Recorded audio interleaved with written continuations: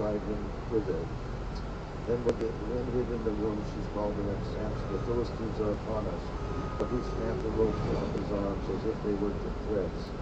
Delilah then said to Samson, until now you have been making a fool of me and lying to me. Tell me, how can you be defied?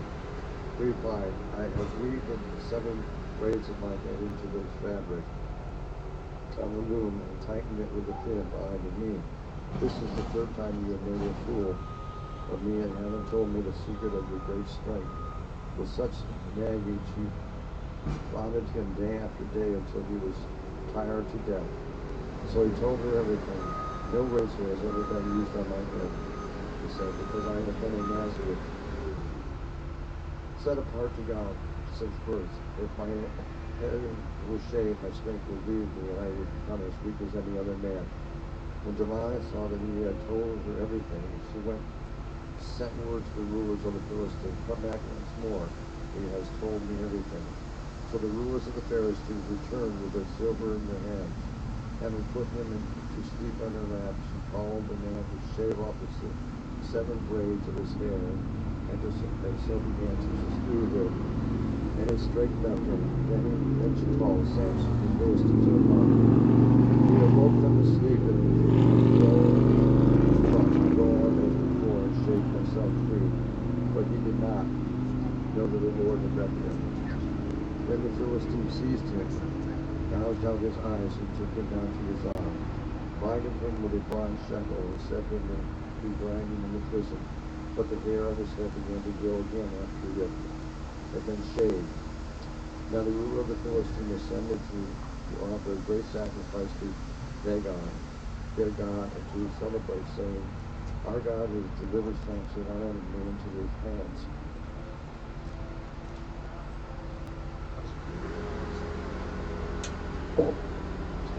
When he finished speaking,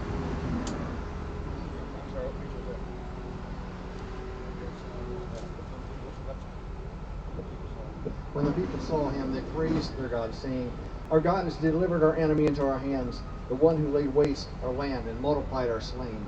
And while they were in high spirits, they shouted, bring out Samson to entertain us. So they called Samson out of the prison, and he performed for them. And when they stood him among the pillars, Samson said to the servant who held his hand, put me where I can fill the pillars and support the temple, so that I may lean against them.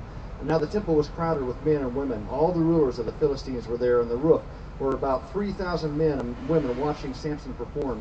And Samson prayed to the Lord, O sovereign Lord, remember me. O God, please strengthen me just once more, and let me with one blow get revenge on the Philistines for my 2 eyes.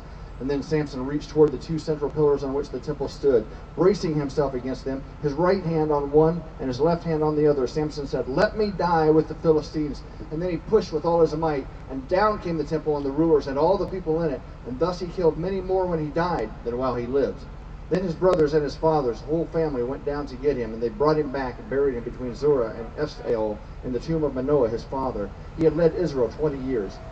Now a man named Micah from the hill country of Ephraim said to his mother, the 1,100 shekels of silver that were taken from you, and about which I heard you utter a curse, I have that silver with me, I took it. Then his mother said, the Lord bless you, my son.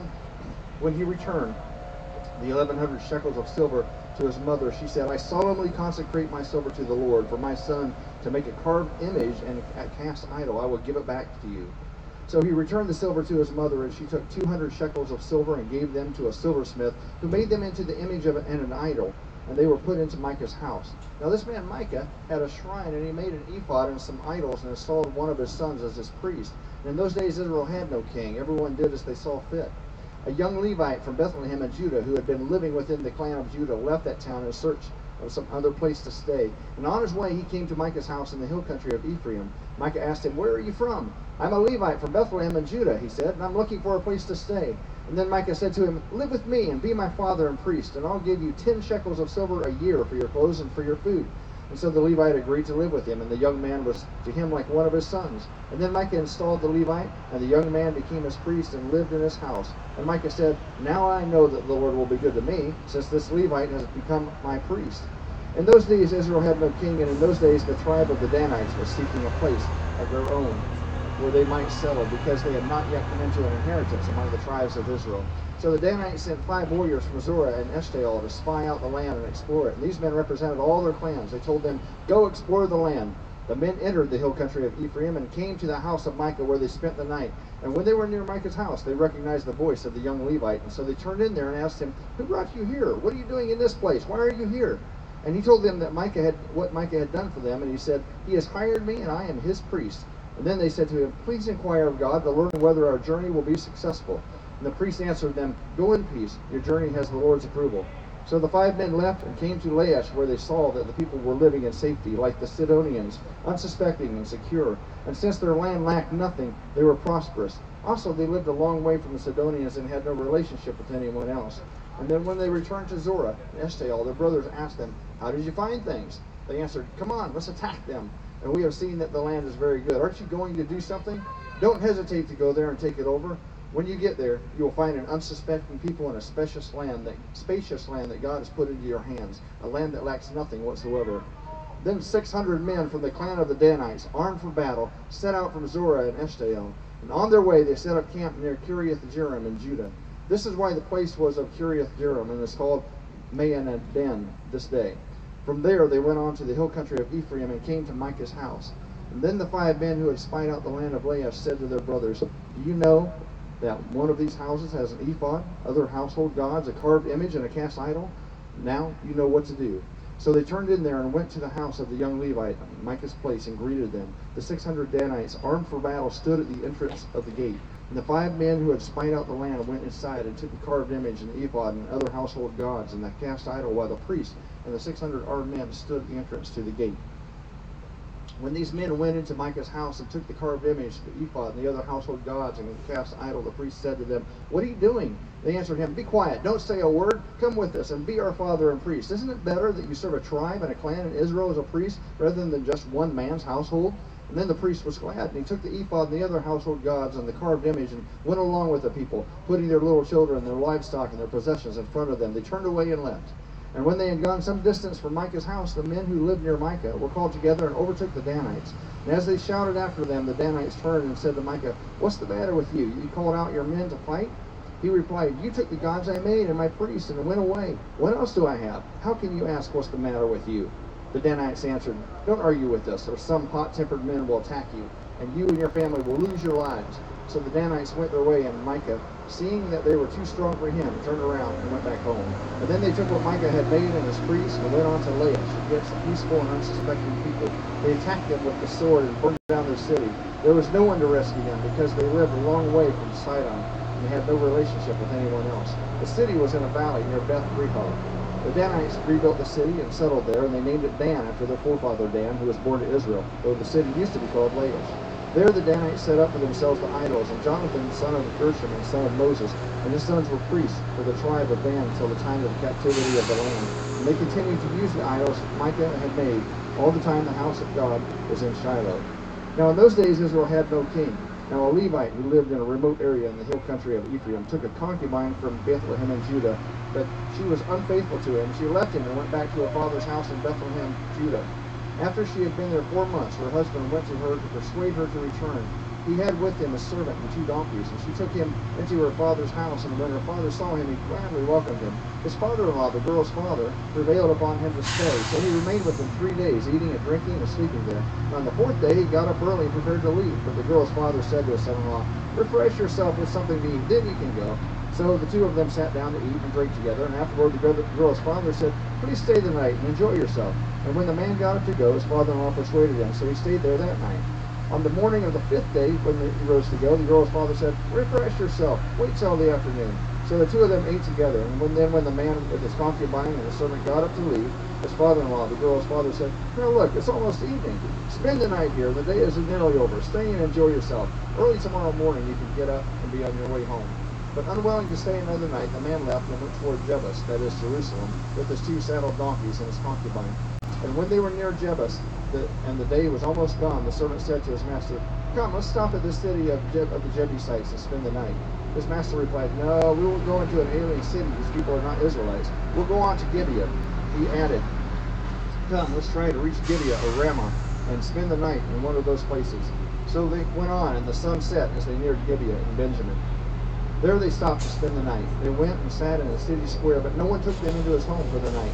That evening, an old man from the hill country, Ephraim, who was living in Gibeah, the men of the place, the Benjamites, came in from his work in the fields, and when he looked and saw the traveler in the city square, the old man asked, "Where are you going? Where'd you come from?" And he answered, "We're on our way from Bethlehem in Judah to a remote area in the hill country of Ephraim where I live. I have been to Bethlehem in Judah, and now I'm going to the house of the Lord. No one has taken me into his house. We have both straw and fodder for our donkeys and bread and wine for ourselves and your servants, me, your maidservant, and the young man with us. We don't need anything." "Well, you are welcome to my house," the old man said. "Let me supply whatever you need. Only don't spend the night in the square." So he took him into his house and fed his donkeys, and after they washed their feet, they had something to eat and drink. Now while they were enjoying themselves, some of the wicked men of the city surrounded the house. Pounding on the door, they shouted to the old man who owned the house, "Bring out the man who came out of your house so we can have sex with him." The owner of the house went outside and said to them, "No, my friends, don't be so vile. This man is my guest. Don't do this disgraceful thing. Look, here is my virgin daughter and his concubine. And I will bring them out to you now, and you can use them and do to them whatever you wish. But to this man don't do such a disgraceful thing." But the men would not listen to him. So the man took his concubine and sent her outside to them, and they raped her and abused her throughout the night. And at dawn they let her go. At daybreak the woman went back to the house where her master was staying, fell down at the door, and lay there until daylight. And when her master got up in the morning and opened the door of the house and stepped out to continue on his way, there lay his concubine fallen in the doorway of the house with her hands on the threshold. He said to her, "Get up, let's go." But there was no answer. And then the man put her on his donkey and set out for home. And when he reached home, he took a knife and cut up his concubine limb by limb into 12 parts and sent them into all the areas of Israel. Everyone who saw it said, "Such a thing has never been seen or done, not since the day the Israelites came up out of Egypt. Think about it. Consider it. Tell us what to do." Then all the Israelites from Dan to Beersheba and from the land of Gilead came out as one man and assembled before the Lord in Mizpah. The leaders of all the people of the tribes of Israel took their places in the assembly of the people of God. 400,000 soldiers armed with swords. The Benjamites that the Israelites had gone up to Mizpah. Then the Israelites said, "Tell us how this awful thing happened." And so the Levite, the husband of the murdered woman, said, "I and my concubine came to Gibeah in Benjamin to spend the night. During the night, the men of Gibeah came after me and surrounded the house, intending to kill me. They raped my concubine, and she died. I took my concubine, cut her into pieces, and sent one piece to each region of Israel's inheritance, because they committed this lewd and disgraceful act in Israel.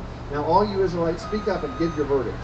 All the people rose as one man, saying, "None of us will go home. Not one of us will return to his house. But now this is what we'll do to Gibeah. We'll go up against it as the lot directs. We'll take 10 men out of every 100 from all the tribes of Israel, 100 from 1,000, and 1,000 from 10,000 to get provisions for the army. And then when the army arrives at Gibeah and Benjamin, they can give them what they deserve for all this violence done in Israel." So all the men of Israel got together and united as one man against the city. The tribes of Israel sent men throughout the tribe of Benjamin, saying, "What about this awful crime that was committed among you? Now surrender those wicked men of Gibeah, so that we may put them to death and purge the evil from Israel." But the Benjamites would not listen to their fellow Israelites. From their towns they came together at Gibeah to fight against the Israelites. At once the Benjamites mobilized 26,000 swordsmen from their towns, in addition to 700 chosen men from those living in Gibeah. Among all those soldiers were 700 chosen men who were left-handed, each of them who could sling a stone at a hair and not miss.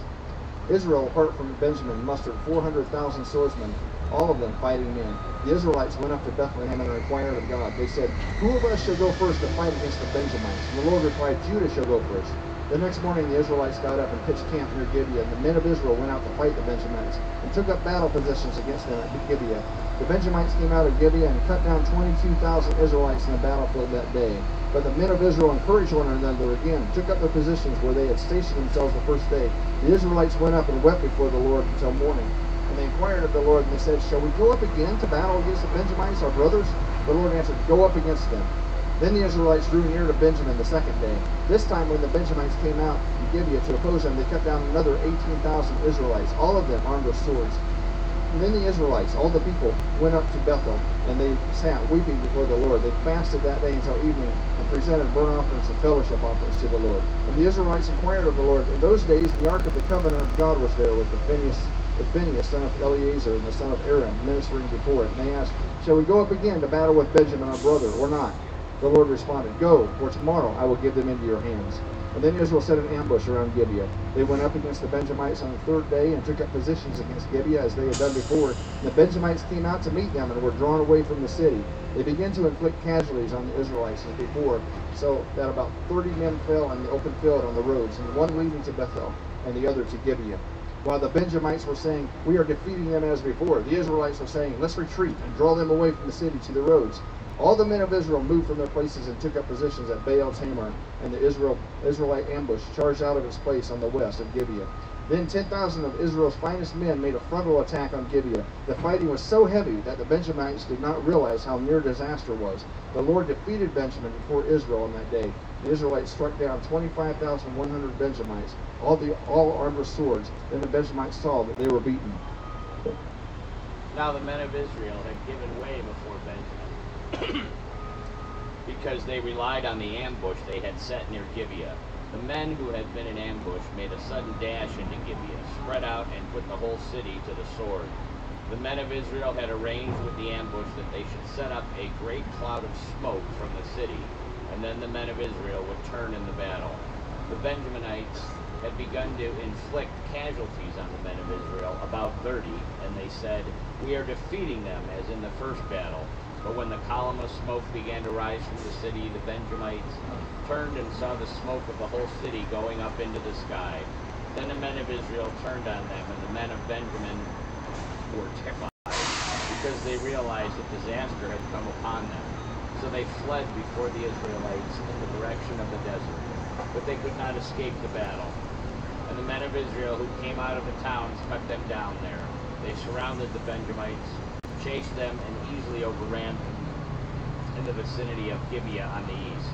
18,000 Benjamites fell, all of them valiant fighters.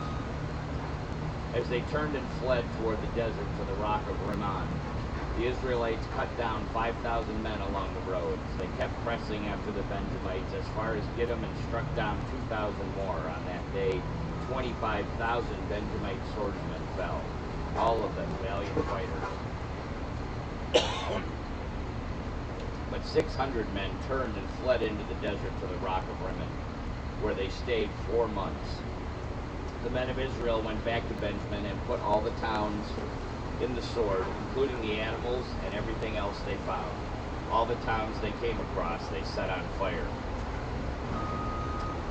Wives for the Benjamites. The men of Israel had taken on an oath of Mizpah.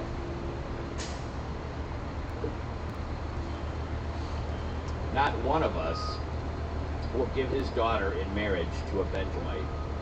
The people went to Bethel, where they sat before God until evening, raising their voices and weeping bitterly. "O Lord, the God of Israel," they cried, "why should one tribe be missing from Israel today?"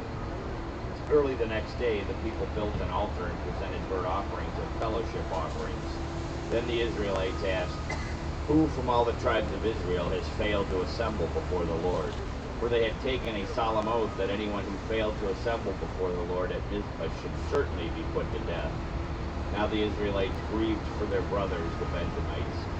"Today one tribe is cut off from Israel," they said. "How can we provide wives for those who are left, since we have taken an oath by the Lord not to give them any of our daughters in marriage?" Then they asked, "Which one of the tribes of Israel failed to assemble before the Lord at Mizpah?" They discovered that no one from Jabesh-Gilead had come to the camp for the assembly. For when they counted the people, they found that none of the people of Jabesh-Gilead were there. So the assembly sent 12,000 fighting men with instruction to go to Jabesh-Gilead and put to the sword those living there, including the women and children. "This is what you are to do," they said. "Kill every male and every woman who is not a virgin." They found among the people living in Jabesh-Gilead 400 young women who had never slept with a man, and they took them to the camp at Shiloh in Canaan. Then the whole assembly sent an offer of peace to the Benjamites at the rock of Rimmon. So the Benjamites returned at the time, and were given the women of Jabesh-Gilead who had been spared, but there were not enough for all of them. The people grieved for Benjamin, because the Lord had might. But look, there is the annual festival of the Lord in Shiloh to the north of Bethel and east of the road that goes from Bethel to Shechem, and to the south of Lebanon. So they instructed the Benjamites, saying, "Go and hide in the vineyards and watch. When the girls of Shiloh come out to join in the dancing, then rush from the vineyards, and each of you seize a wife from the girls of Shiloh, and go to the land of Benjamin. When their fathers or brothers complain to us, we will say to them, 'Do us a kindness by helping them, because we did not get wives for them during the war, and you are innocent, since you did not give your daughters to them.'" So that is what the Benjamites did. While the girls were dancing, each man caught one and carried her off to be his wife. Then they returned to their inheritance and rebuilt the towns and settled in them. At that time the Israelites left that place and went home to their tribes and clans, each to his own inheritance. In those days Israel had no king. Everyone did as he saw fit. The Book of Ruth. In the days when the judges ruled, there was a famine in the land, and a man from Bethlehem in Judah, together with his wife and 2 sons, went to live for a while in the country of Moab. The man's name was Elimelech, his wife's name Naomi, and the names of 2 sons were Mahlon and Chilion. They were Ephrathites from Bethlehem, and they went to Moab and lived there. Now Elimelech, Naomi's husband, died, and she was left with her 2 sons. They married Moabite women, one named Orpah and the other Ruth. They had lived there about 10 years. Both Mahlon and Chilion also died, and Naomi was left without her 2 sons and her husband. Then she heard in Moab that the Lord had come to the aid of his people by providing food for them. Naomi and her daughters-in-law prepared to return home from there. With her 2 daughters-in-law, she left the place where she had been living and set out on the road that would take them back to the land of Judah. Then Naomi said to her 2 daughters-in-law, "Go back, each of you, to your mother's home. May the Lord show kindness to you as you have shown to your dead and to me. May the Lord grant each of you will find rest in the home of another husband."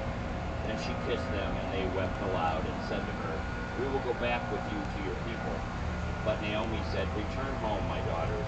Why would you come with me? Am I going to have any more sons who could become your husbands? Return home, my daughters. I am too old to have another husband. Even if I thought there was still hope for me. Even if I had a husband tonight and then gave birth to sons, would you wait until they grew up? Would you remain unmarried for them? No, my daughters. It is more bitter for me than for you, because the Lord's hand has gone out against me." At this they wept again. Then Orpah kissed her mother-in-law goodbye, but Ruth clung to her. "Look," said Naomi, "your sister-in-law is going back to her people and her gods. Go back with her." But Ruth replied, "Don't urge me to leave you or turn back from you. Where you go, I will go, and there I will stay. Your people will be my people, and your God my God. Where you die, I will die, and there I will be buried. May the Lord deal with me, be it ever so severely, if anything but death separates you and me." When Naomi realized that Ruth was determined to go with her, she stopped urging her. So the 2 women went on until they came to Bethlehem. When they arrived in Bethlehem, the whole town was stirred because of them, and the women exclaimed, "Can this be Naomi?" "Don't call me Naomi," she told them. "Call me Mara, because the Almighty has made my life very bitter. I went away full, but the Lord has brought me back empty. Why call me Naomi? The Lord has afflicted me. The Almighty has brought misfortune upon me." So Naomi returned from Moab, accompanied by Ruth the Moabite, her daughter-in-law, arriving in Bethlehem as barley harvest was beginning. Now Naomi had a relative on her husband's side from the clan of Elimelech, a man of standing whose name was Boaz. And Ruth the Moabite said to Naomi, "Let me go to the fields and pick up the leftover grain behind anyone who has eyes and I find favor." Naomi said to her, "Go ahead, my daughter." So she went out and began to glean in the fields behind the harvesters. As it turned out, she found herself working in a field belonging to Boaz, who was from the clan of Elimelech. Just then Boaz arrived from Bethlehem and greeted the harvesters. "The Lord be with you. The Lord bless you," they called back. Boaz asked the foreman of his harvesters, whose young woman is that?" The foreman replied, "She is the Moabite who came back from Moab and with Naomi. She said, "Please let me glean and gather among the sheaves behind the harvesters." She went into the field and has worked steadily from morning till now, except for a short rest in the shelter. So Boaz said to Ruth, "My daughter, listen to me. Don't go and glean in another field, and don't go away from here. Stay here with my servant girls. Watch the field where the men are harvesting and follow along after the girls. I have told the men not to touch you. And whenever you are thirsty, go and get a drink from the water jars the men have filled." At this she bowed down with her face to the ground. She exclaimed, "Why have I found such favor in your eyes that you notice me, a foreigner?" Boaz replied, "I've been told all about what you have done for your mother-in-law since the death of your husband, how you left your father and mother and your homeland and came to live with people you did not know before. May the Lord repay you for what you have done. May you be richly rewarded by the Lord, the God of Israel, under whose wings you have come to take refuge. May I continue to find favor in your eyes, my lord," she said. "You have given me comfort and have spoken kindly to your servant, though I do not have the standing of one of your servant girls." At mealtime, Boaz said to her, "Come over here, have some bread and dip it in wine vinegar." When she sat down with the harvesters, she offered her some roasted grain. She ate all she wanted and had some left over. As she got up to glean, Boaz gave orders to his men. "Even if she gathers among the sheaves, don't embarrass her. Rather, pull out some stalks for her from the bundles and leave them for her to pick up, and don't rebuke her." So Ruth gleaned in the field until evening. Then she threshed the barley she had gathered, and it amounted to about an ephah. She carried it back to town, and her mother-in-law saw how much she had gathered. Ruth also brought out and gave her what she had left over after she had eaten enough. Her mother-in-law asked her, "Where did you glean today? Where did you work? Blessed be the man who took notice of you." Then Ruth told her mother-in-law about the one at whose place she had been working. "The name of the man I worked with today is Boaz," she said. "The Lord bless him," Naomi said to her daughter-in-law. "He has not stopped showing his kindness to the living and the dead. That man is our close relative. He is one of our kinsmen redeemers." Then Ruth, the Moabitess, said, "He even said to me, 'Stay with my workers until they finish harvest all my grain.'" Naomi said to Ruth, her daughter-in-law, "It will be good for you, my daughter, to go with his girls, because in someone else's field you might be harmed." So Ruth stayed close to the servant girls of Boaz to glean until the barley and wheat harvest were finished, and she lived with her mother-in-law. One day Naomi, her mother-in-law, said to her, "My daughter, should I not try to find a home for you where you will be well protected and provided for? Is not Boaz, with whose servant girls you have been, a kinsman of ours? Tonight he will be winnowing barley on the threshing floor. Wash and perfume yourself and put on your best clothes. Then go down to the threshing floor, but don't let him know you are there until he has finished eating and drinking. When he lies down, note the place where he is lying. Then go and uncover his feet and lie down. He will tell you what to do." "I will do whatever you say," Ruth answered. So she went down to the threshing floor and did everything her mother-in-law told her to do. When Boaz had finished eating and drinking and was in good spirits, he went over to lie down at the far end of the grain pile. Ruth approached quietly, uncovered his feet, and lay down. In the middle of the night something startled the man, and he turned and discovered a woman lying at his feet. "Who are you?" he asked. "I am your servant Ruth," she said. "Spread the corner of your garment over me, since you are a kinsman redeemer." "The Lord bless you, my daughter," he replied. "This kindness is greater than that which you showed earlier. You have not run after the younger men, whether rich or poor. And now, my daughter, don't be afraid. I will do for you all you ask. All my fellow townsmen know that you are a woman of noble character. Although it is true that I am near of kin, there is a kinsman redeemer nearer than I. Stay here for the night, and in the morning, if he wants to redeem, good, let him redeem. But if not, if he is not willing, all surely as the Lord lives, I will do it. Lie here until morning." So she lay at his feet until morning, but got up before anyone could be recognized, and he said, "Don't let it be known that a woman came to the threshing floor." He also said, "Bring me the shawl you are wearing and hold it out." When she did so, he poured into 6 measures of barley and put it on her. Then he went back to town. When Ruth came to her mother-in-law Naomi and asked, "How did it go, my daughter?" When then she told her everything Boaz had done for her, and added, "He gave me these 6 measures of barley, saying, 'Don't go back to your mother-in-law empty-handed.'" Then Naomi said, "Wait, my daughter, until you find out what happens, for the man will not rest until this matter is settled today." Meanwhile, Boaz went up to the town gate and sat there. When the kinsman redeemer he had mentioned came along, Boaz said, "Come over here, my friend, and sit down." So he went over and sat down. Boaz took 10 of the elders of the town and said, "Sit here," and they did so. Then he said to the kinsman redeemer, "Naomi, who has come back from Moab, is selling the piece of land that belonged to our brother Elimelech.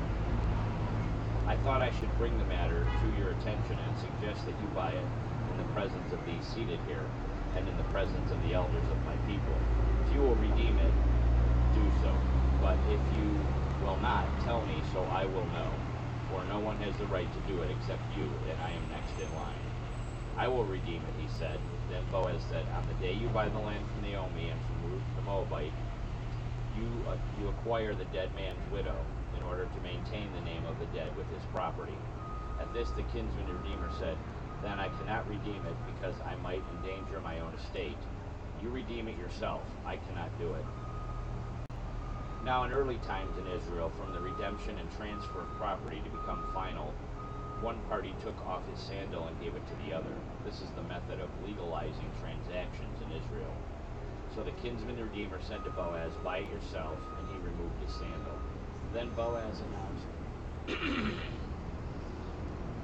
announced to the elders and all the people, "Today you are witnesses that I have bought from Naomi all the property of Elimelech, Kilion, and Mahlon.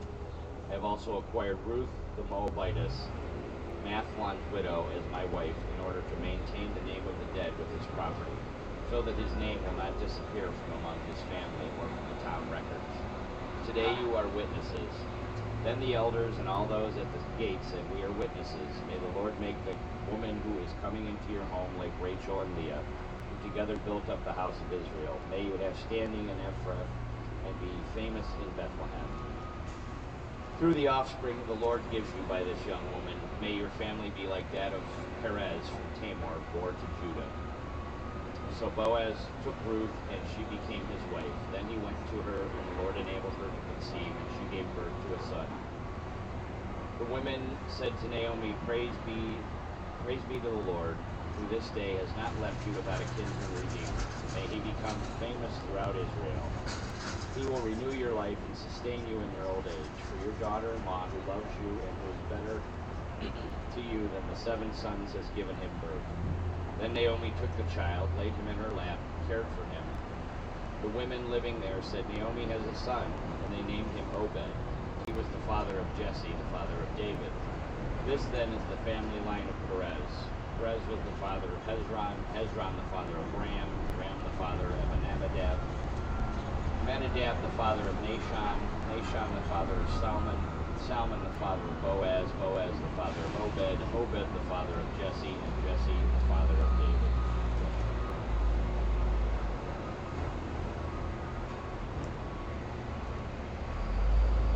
The book of 1 Samuel. There was a certain man from Ramathaim, a Zuphite from the hill country of Ephraim, whose name was Elkanah, son of Jeroham, the son of Elihu, the son of Tohu, the son of Zoph, and Ephraim. He had 2 wives. One was called Hannah, the other called Peninnah. Peninnah had children, but Hannah had none. Year after year, this man went up to his town to worship and sacrifice to the Lord Almighty at Shiloh, where Hophni and Phinehas, the 2 sons of Eli, were priests of the Lord. Whenever the day came for Elkanah to sacrifice, he would give portions of the meat to his wife Peninnah, and to all her sons and daughters. But to Hannah he gave a double portion, because he loved her, and the Lord had closed her womb. And because the Lord had closed her womb, her rival kept provoking her in order to irritate her. This went on year after year. Whenever Hannah went up to the house of the Lord, her rival provoked her till she wept and would not eat. Elkanah, her husband, would say to her, Hannah, why are you weeping? Why don't you eat? Why are you downhearted? Don't I mean more to you than Once they had finished eating and drinking in Shiloh, Hannah stood up. Now Eli the priest was sitting on a chair by the doorpost of the Lord's temple. In bitterness of soul, Hannah wept much and prayed to the Lord. And she made a vow, saying, O Lord Almighty, if you will only look upon your servant's misery and remember me, and not forget your servant, but give her a son, then I will give him to the Lord for all the days of his life, and no razor will ever be used on his head. As she kept on praying to the Lord, Eli observed her mouth. Hannah was praying in her heart, and her lips were moving, but her voice was not heard. Eli thought she was drunk, and said to her, How long will you keep on getting drunk? Get rid of your wine. Not so, my lord, Hannah replied. I am a woman who is deeply troubled. I have not been drinking wine or beer. I was pouring out my soul to the Lord. Do not take your servant for a wicked woman. I have been praying here out of my great anguish and grief. Eli answered, Go in peace, and may God, the God of Israel, grant what you have asked him. She said, May your servant find favor in his eyes. Then she went her way and ate something, and her face was no longer downcast. Early the next morning they arose and worshipped before the Lord, and then went back to their home at Ramah. Elkanah lived with Hannah his wife, and the Lord remembered her. So in the course of time, Hannah conceived and gave birth to a son. She named him Samuel, saying, Because I asked the Lord for him. When the man Elkanah went up with his family to offer the annual sacrifice to the Lord and to fulfill his vow, Hannah did not go. She said to her husband, After the boy is weaned, I will take him and present him before the Lord, and he will live there always. Do what seems best to you, Elkanah, her husband told her. Stay here until you have weaned him. Only may the Lord make good his word. So the woman stayed at home and nursed her son until she had weaned him. After he was weaned, she took the boy with her, young as he was, along with a 3-year-old bull, an ephah of flour, and a skin of wine, and brought him to the house of the Lord at Shiloh. When they had slaughtered the bull, they brought the boy to Eli. And she said to him, As surely as you live, my Lord, I am the woman who stood here beside you praying to the Lord. I prayed for this child, and the Lord has granted me what I asked of him. So now I give him to the Lord. For his whole life he will be given over to the Lord. And he worshiped the Lord there. Then Hannah prayed and said, My heart rejoices in the Lord. In the Lord my horn is lifted high. My mouth boasts over my enemies, for I delight in your deliverance. There is no one holy like the Lord. There is no one besides you. There is no rock like our God. Do not keep talking so proudly, or let your mouth speak such arrogance. For the Lord is a God who knows, and by him deeds are weighed. The bows of the warriors are broken, but those who stumble are armed with strength. Those who were full hire themselves out for food, but those who were hungry no more. He has borne 7 children, but she who has had many sons hide the dead. The Lord brings death and makes alive. He brings down to the grave and raises up. The Lord sends results. He raises the poor from the dust and lifts the needy from the ashes. Them the princes and has them inherit the throne of honor. For the foundation of the earth are the Lord. Upon them he has set the world. He will guard the feet of his saints, but the wicked will be silenced in darkness. It is not by strength that one prevails. Those who oppose the Lord will be shattered. He will thunder against them from heaven. The Lord will judge the ends of the earth. He will give strength to his king and exalt the horn of his anointed. Then Elkanah went home to Ramah, but the boy ministered before the Lord under Eli the priest. Eli's sons were wicked, and they had no regard for the Lord. Now it was the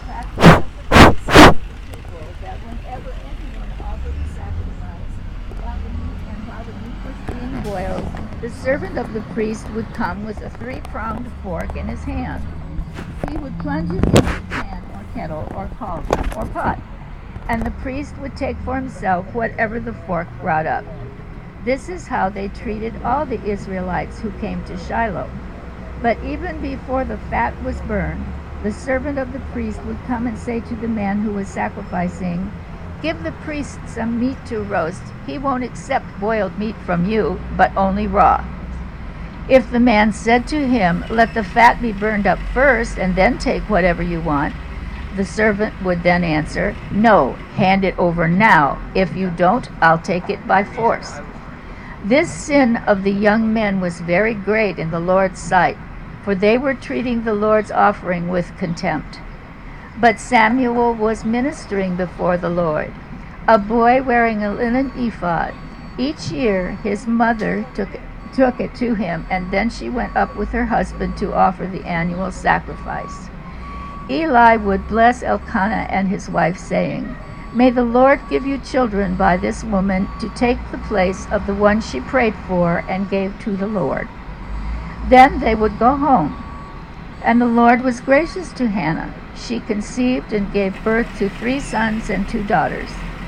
Meanwhile, the boy Samuel grew up in the presence of the Lord.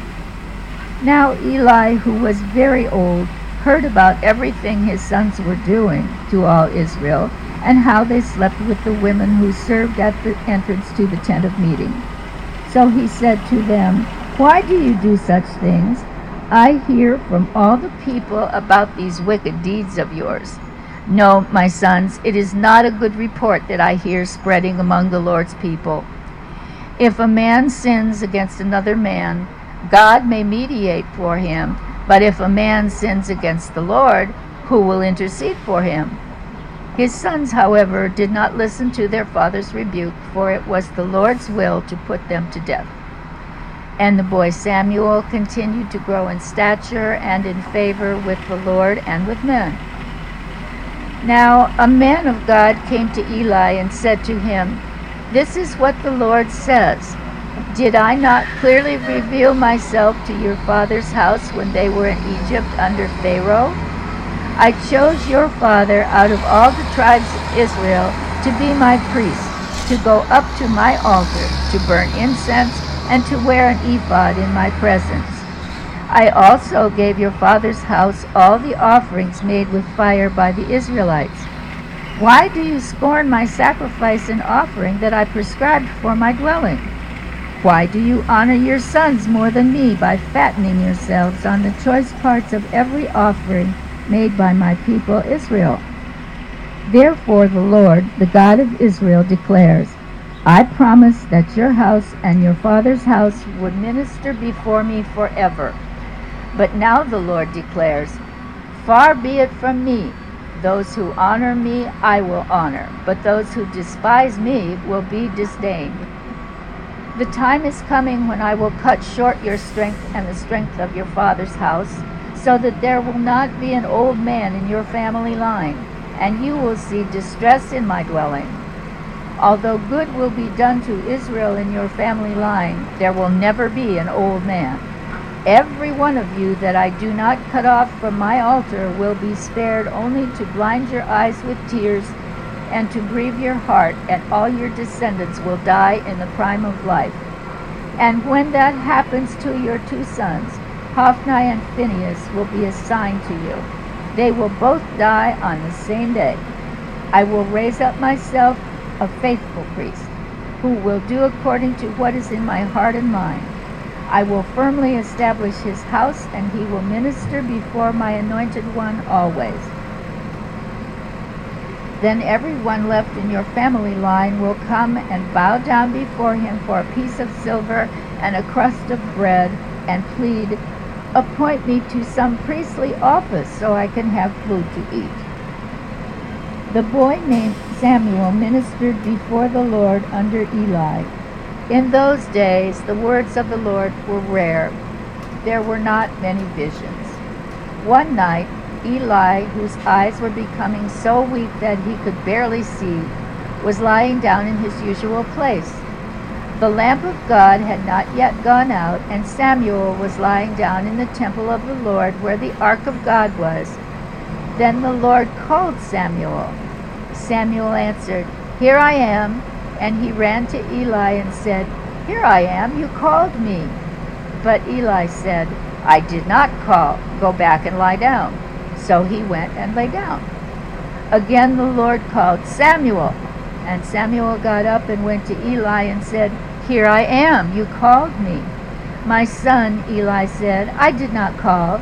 Go back and lie down." Now Samuel did not yet know the Lord.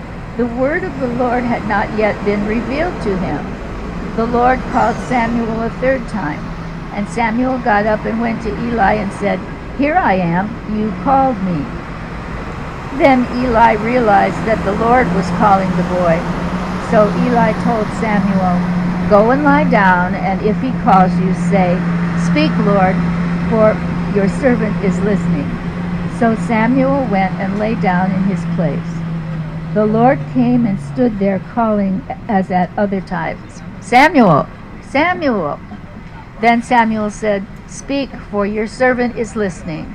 And the Lord said to Samuel, "See, I am about to do something in Israel that will make the ears of everyone who hears it tingle. At that time I will carry out against Eli everything I spoke against his family, from beginning to end. For I told him that I would judge his family forever because of the sin he knew about. His sons made themselves contemptible, and he failed to restrain them. Therefore I swore to the house of Eli, the guilt of Eli's house will never be atoned for by sacrifice or offering." Samuel lay down until morning, and then opened the doors of the house of the Lord. He was afraid to tell Eli the vision, but Eli called him and said, "Samuel, my son." Samuel answered, "Here I am." "What was it he said to you?" Eli asked. "Do not hide it from me. May God deal with you, be it ever so severely, if you hide from me anything he told you."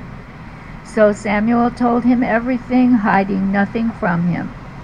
Then Eli said, "He is the Lord. Let him do what is good in his eyes." The Lord was with Samuel as he grew up, and he let none of his words fall to the ground. And all Israel, from Dan to Beersheba, recognized that Samuel was attested as a prophet of the Lord. The Lord continued to appear at Shiloh, and there he revealed himself to Samuel through his word. And Samuel's word came to all Israel. Now the Israelites went out to fight against the Philistines. The Israelites camped at Ebenezer, and the Philistines at Aphek. The Philistines deployed their forces to meet Israel, and as the battle spread, Israel was defeated by the Philistines, who killed about 4,000 of them on the battlefield. When the soldiers returned to camp, the elders of Israel asked, "Why did the Lord bring defeat upon us today before the Philistines? Let us bring the ark of the Lord's covenant from Shiloh, so that it may go with us and save us from the hand of our enemies." So the people sent men to Shiloh, and they brought back the ark of the covenant of the Lord Almighty, who is enthroned between the cherubim. And Eli's two sons, Hophni and Phinehas, were there with the ark of the covenant of God. When the ark of the Lord's covenant came into camp, Israel raised such a great shout that the ground shook. Hearing the uproar, the Philistines asked, "What's all this shouting in the Hebrew camp?" When they learned that the ark of the Lord had come into the camp, the Philistines were afraid. "A god has come into the camp," they said. "We're in trouble. Nothing like this has happened before. Woe to us! Who will deliver us from the hand of these mighty gods? They are the gods who struck the Egyptians with all kinds of plagues in the desert. Be strong, Philistines. Be men, or you will be subject to the Hebrews, as they have been to you. Be men and fight." So the Philistines fought, and the Israelites were defeated, and every man fled to his tent. The slaughter was very great. Israel lost 30,000 foot soldiers. The ark of God was captured, and Eli's 2 sons, Hophni and Phinehas, died. That same day, a Benjamite ran from the battle line and went to Shiloh, his clothes torn and dust on his head. When he arrived, there was Eli sitting on a chair by the side of the road, watching, because his heart feared for the ark of God. The Philistines asked, "What guilt offering should we send to him?" They replied, 5 gold tumors and 5 gold rats, according to the number of the Philistine rulers, because the same plague has struck you both you and your rulers. Make models of the tumors and of the rats that are destroying the country, and pay honor to Israel's God. Perhaps he will lift his hand from you and your gods and your land. Why do you harden your hearts as the Egyptians and Pharaoh did? When he treated them harshly, did they not send the Israelites out so they could go on their way? Now then, get a new cart ready with 2 cows that have calved and have never been yoked. Hitch the cows to the cart, but take their calves away and pen them up. Take the ark of the Lord and put it on the cart, and in a chest beside it put the gold objects you are sending back to him as a guilt offering. Send it on its way, but keep watching it. If it goes up to its own territory toward Beth Shemesh, then the Lord has brought this great disaster on us. But if it does not, then we will know that it was not his hand that struck us, and that it happened to us by chance. So they did this. They took 2 such cows and hitched them to the cart and penned up their calves. They placed the ark of the Lord on the cart, and along with it the chest containing the gold rats and the models of the tumors. The cows went straight up toward Beth Shemesh, keeping on the road and lowing all the way. They did not turn to the right or to the left. The rulers of the Philistines followed them as far as the border of Beth Shemesh. Now the people of Beth Shemesh were harvesting their wheat in the valley, and when they looked up and saw the ark, they rejoiced at the sight. The cart came to the field of Joshua of Beth Shemesh, and there it stopped beside a large rock. The people chopped up the wood of the cart and sacrificed the cows as a burnt offering to the Lord. The Levites took down the ark of the Lord together with the chest containing the gold objects and placed them on the large rock. On that day the people of Beth Shemesh offered burnt offerings and made sacrifices to the Lord. The 5 rulers of the Philistines saw all this and then returned that same day to Ekron. These are the gold tumors the Philistines sent as a guilt offering to the Lord, 1 each for Ashdod, Gaza, Ashkelon, Gath, and Ekron. And the number of the gold rats was according to the number of Philistine towns belonging to the 5 rulers.